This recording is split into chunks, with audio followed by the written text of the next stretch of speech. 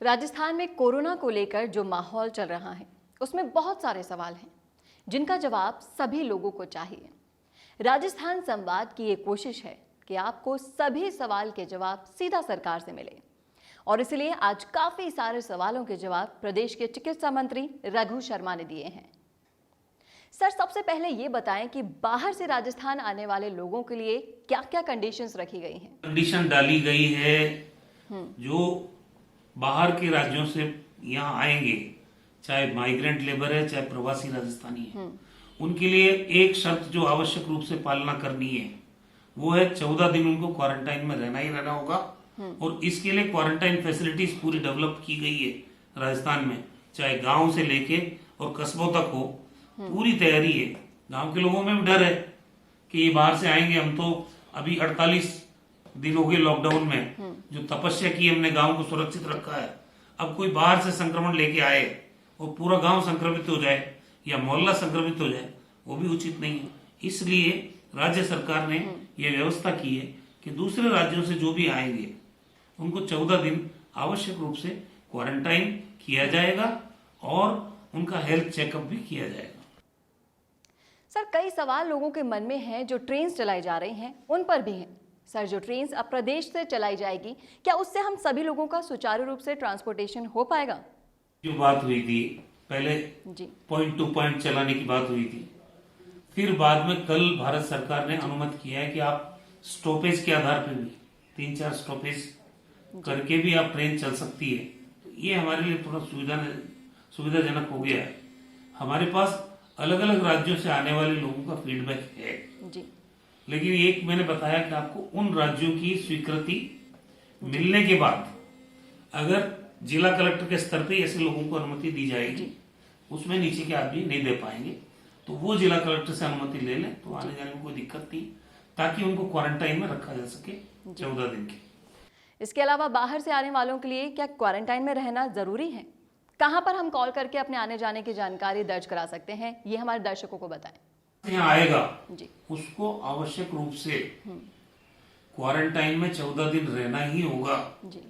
इसकी व्यवस्था सुनिश्चित की जाएगी हमारे जिला प्रशासन के द्वारा, क्योंकि जो लोग बाहर से आएंगे जी, वो हमारे यहाँ जो रह रहे हैं उन लोगों में संक्रमण नहीं फैले। उस बात को सुनिश्चित करने के लिए राज्य सरकार ने तय किया है कि जो भी बाहर से आएगा उसको क्वारंटाइन में रहना ही पड़ेगा। और जो इन अधिकारियों के अगर नंबर नहीं मिल रहे हैं या संपर्क नहीं हो रहा है, ऐसे लोग 181 जो हमारा टोल फ्री नंबर है उस पे भी अपना आने जाने की जानकारी दर्ज करा सकते हैं। अन्य राज्यों से अगर कोई राजस्थान आना चाहता है तो उनके लिए क्या क्या सुविधाएं रखी गई हैं? उन्हें किससे परमिशन लेनी होगी, क्या कुछ करना होगा? क्योंकि ऐसे कई लोग हैं सर जो अब राजस्थान आना चाहते हैं बाहर के राज्यों से। अन्य राज्यों से राजस्थान में आ रहे हैं, वो तो परमिशन लेके ही आएंगे तभी तो। अब अगर वो राजस्थान से एनओसी मांगते हैं तो कलेक्टर्स को अधिकृत किया गया कि वो उनको एनओसी जारी कर दे। और जो लोग यहाँ से बस या ट्रेन से जाते हैं, ज्यादा बड़ी संख्या में जाना चाहते हैं, उनके लिए जिला कलेक्टर ही पास जारी कर सकते। इंडिविजुअल, मैंने जो पूर्व की अनुमति बताई वो इंडिविजुअल वाहनों की बात है, लेकिन अगर कोई बस से पूरी टीम के रूप में जाना चाहे या ट्रेन से ज्यादा संख्या में जाना चाहे तो उनके लिए जिला कलेक्टर ही अधिकृत होगा पास जारी करने के लिए। बाकी इंडिविजुअल गाड़ियों के लिए जो पहले मैंने कैटेगरी बताई थी वो लोग हैं। और कर्फ्यूग्रस्त इलाके में सिर्फ कलेक्टर पास जारी कर सकेगा, क्योंकि राजस्थान में 73 से ज्यादा ऐसे जगह हैं जहाँ कर्फ्यू लगे हुए हैं। 160 पुलिस थाना उसके अंतर्गत आते हैं, तो 48 लाख लोग उस दायरे में रह रहे हैं। उन लोगों के पास की व्यवस्था जिला कलेक्टर कर सकता है। अब जिले के अंदर और जिले के बाहर ट्रैवल करने के लिए क्या कुछ नॉर्म्स हैं और क्या क्या सुविधाएं दी जा रही हैं? जिले में भी एक दूसरी जगह से दूसरी जगह जाना अनुमत नहीं था, तो अब जिले के अंदर तो आदमी जा ही सकेगा, लेकिन अंतर जिला भी उसके लिए पास की कोई जरूरत नहीं पड़ेगी। सिर्फ कर्फ्यूग्रस्त इलाकों से आदमी के आने जाने पे प्रतिबंध रहेगा। और ये जो छूट दी गई है अंतर जिला या विद इन डिस्ट्रिक्ट, ये सुबह 7 बजे से शाम को 7 बजे तक ये रहेगी।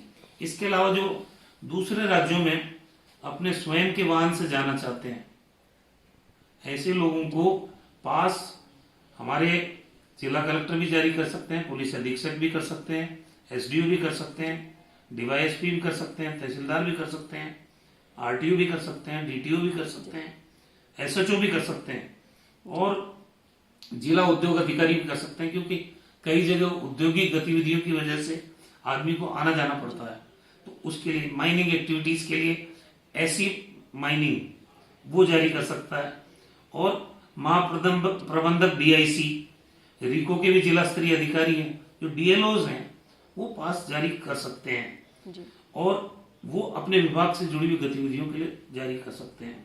इन सभी अधिकारियों के द्वारा जो भी पास जारी किए जाएंगे उनका डेली कि भाई हमने इतने पास जारी किए हैं, वो जिला कलेक्टर को उसकी सूचना दी जाएगी, ताकि ये मालूम पड़ सके कि कितने लोगों को, अलग अलग लोगों ने पास जारी किए, जिन लोगों को अधिकार दिया गया। जी। आखिरी सवाल यह है सर कि राजस्थान की कोरोना की स्थिति के बारे में आप क्या कहना चाहते हैं? राजस्थान में कोरोना की स्थिति है, उसमें तो हमारी मृत्यु दर 2.83% है, जबकि नेशनल एवरेज 3.3% है।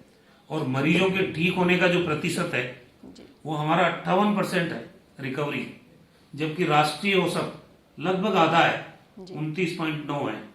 और हमारे जो पॉजिटिव केस होने की दर है वो भी 2.35% है और राष्ट्रीय औसत है 3.92%, लगभग 4।